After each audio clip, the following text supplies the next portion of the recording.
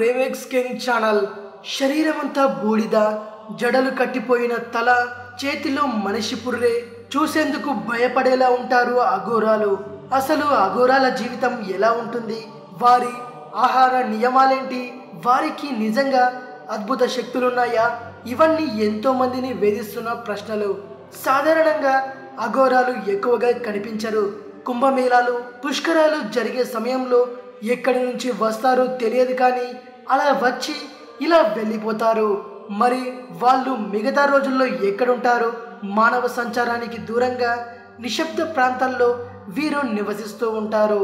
ఎక్కువగా ధ్యానంలో ఉంటూ రాత్రి సమయాల్లో శ్మశానాల్లో క్షుద్ర పూజలు చేస్తూ కనిపిస్తారు. తమని తాము శివుడితో పోల్చుకునేవారు. నరమాంసాన్ని ఇష్టపడతారు. శవాలతో సంభోగం చేస్తారు. అఘోరాల చేతిలో ఉండే పుర్రెకు ప్రత్యేకత ఉంటుంది. అది ఖచ్చితంగా మగవారిదే అయి ఉంటుంది. అఘోరాలు ఆడవారి పుర్రెలను ఎట్టి పరిస్థితుల్లో ముట్టుకోరు. మగవారి పుర్రెను వారికి అనుకూలమైన రోజుల్లో శ్మశానంలో క్షుద్ర పూజలు చేస్తూ పుర్రెను కళ్ళ పై భాగం నుంచి కోసి దానిని ఒక పాత్రలా చేస్తారు. ఆహారం తిన్నా, యాచించడమైనా అందులోనే చేస్తారు. నీటిని తాగేందుకు మాత్రం కమండలాన్ని ఉపయోగిస్తారు.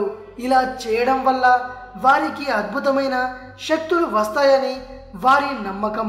అఘోరాలు మామూలు రోజుల్లో ఎవరికీ కనిపించరు. కుంభమేళ, పుష్కరాలు జరిగే సమయాల్లో హిమాలయాల నుంచి వీరు వస్తుంటారు. అయితే అంత దూరం ఎలా ప్రయాణం చేస్తారు అన్న విషయం మాత్రం ఎవ్వరికీ తెలియదు. తిరుగు ప్రయాణంలో కొద్ది దూరం ప్రయాణించి హఠాత్తుగా మాయమైపోతారు.